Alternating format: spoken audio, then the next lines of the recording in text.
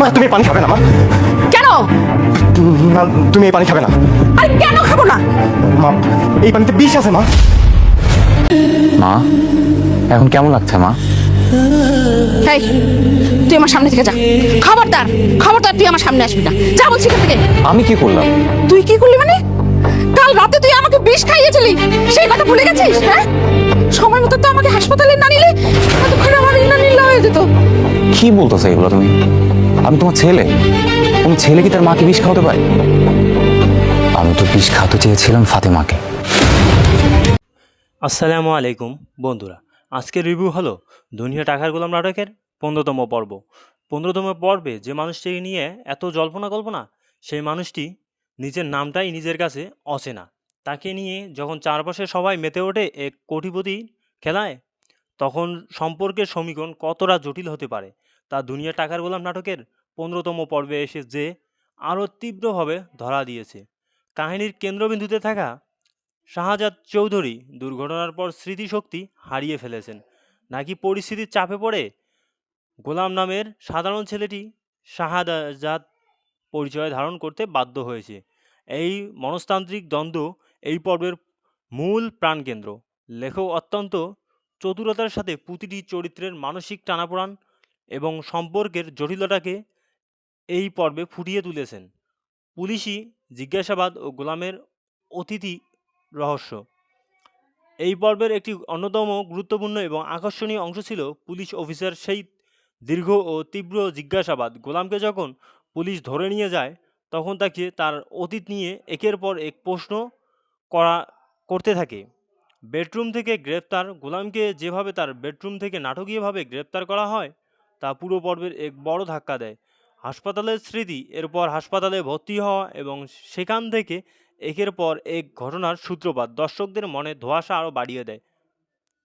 অতীতের উন্মোচন, পুলিশের এই জেরা কেবল গোলামকে কোণঠাসা করেনি, বরং দর্শকদের সামনেও তার পেছনের রহস্য অতীতকে ধীরে ধীরে উন্মোচিত করতে শুরু করেছে। বারবার সেই শেষ সংলাপ ও ফাতেমার লড়াই এই পর্বে সবচেয়ে আবেগঘন ও রহস্যময় জায়গা ছিল। মৃত্যুশয্যায় শুয়ে থাকা বাবার সেই শেষ কথাগুলো, তিনি ফাতেমাকে উদ্দেশ্য করে বলেন, আমার আত্মীয় স্বজন আমার সবচেয়ে বড় শত্রু, ফাতেমা তুই ওদের কাছ থেকে সাবধানে থেকো।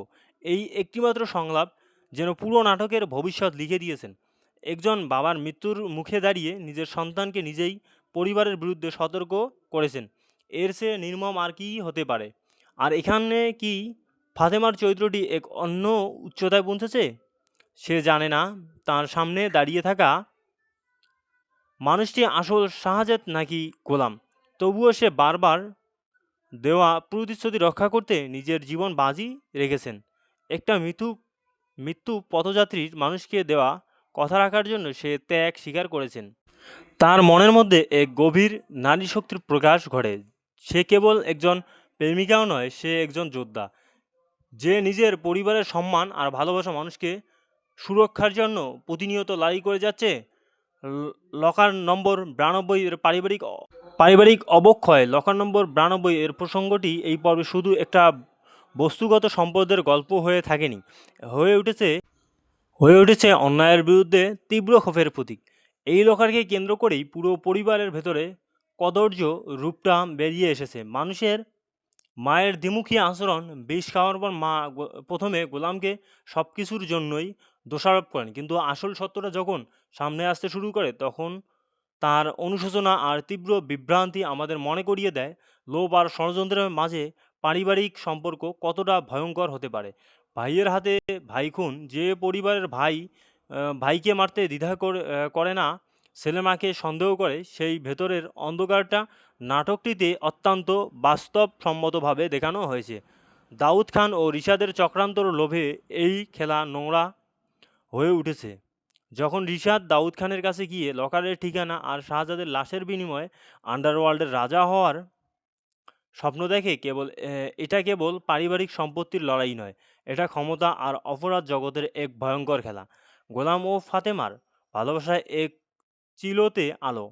এই রহস্য, অন্ধকারের আর প্রতিশোধের ভিড়ের গোলাম ও ফাতেমার মধ্যকার সম্পর্কটি দর্শকদের একটু স্বস্তির নিঃশ্বাস ফেলার সুযোগ দেয়।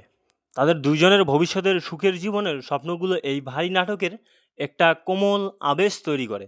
গোলামের সরল স্বপ্ন, গোলামের বাসরঘর সাজানোর সেই সাধারণ ইচ্ছা কিংবা স্ত্রীর মুখে ভালোবাসার কথা শোনার যে ব্যাকুলতা, তা তাকে একজন সাধারণ রক্তমাংসের মানুষ হিসেবেই দর্শকদের হৃদয়ের খুব কাছে নিয়ে যায়। দর্শক তার এই সরলতার কাছে তার সব সুখ দুঃখের সাথে একাকিত্ব হয়ে যায়। পরিশেষে সব মিলিয়ে দুনিয়া টাকার গোলাম নাটকটি আমাদের শেখায় যে রক্তের সম্পর্ক সবসময় বিশ্বাস, কখনো কখনো চারপাশের চেনা মানুষগুলো সবচেয়ে বড় শত্রু হয়ে দাঁড়ায়, আর একজন অচেনা মানুষই হয়ে ওঠে জীবনের সবচেয়ে বড় আশ্রয়। তো দর্শক বন্ধুরা, আজকের নাটকটার মূল আকর্ষণ ছিল লকার নাম্বার 92। এই লকারকে নিয়েই এখন ইন্টারন্যাশনাল মাফিয়াদের সাথে খেলা শুরু হয়ে গেছে। সো দর্শক বন্ধুরা, এখন দেখার বিষয় দাউদ খান ও রিশাদের চক্রান্তের জালে কি আসলেই গোলাম পড়বে? সামনে কি আসলেই রিশাদ ও দাউদ খান মিলেই কোনো চক্রান্তের জালে গোলামের বা ফাতেমার কোনো ক্ষতি করতে পারে কি না, বা ক্ষতি করার তো চেষ্টা করবে, সেখান থেকে এরা কি নিজেকে হেফাজত করতে পারে কি না, এটাই দেখার বিষয় এখন। সো দর্শক বন্ধুরা, আজকের রিভিউটি এই পর্যন্ত। সবাই ভালো থাকবেন, সুস্থ থাকবেন। আর আমার চ্যানেলে অবশ্যই, চ্যানেলটি যারা এখনও সাবস্ক্রাইব করেনি, অবশ্যই চ্যানেলটিকে সাবস্ক্রাইব করে রাখবেন, পাশে থাকা বেল আইকন প্রেস করবেন, লাইক কমেন্ট শেয়ার করবেন, যাতে পরবর্তী নিত্য নতুন আরও ভিডিও নিয়ে আসতে পারি। আর আপনারা কী রকমের রিভিউ চান, নাটক রিভিউ চান, তা অবশ্যই কমেন্ট করে জানাবেন, যাতে পরবর্তী ভিডিও আমি সেই হিসেবেই নিয়ে আসতে পারি। সো দর্শক বন্ধুরা, আল্লাহ হাফেজ।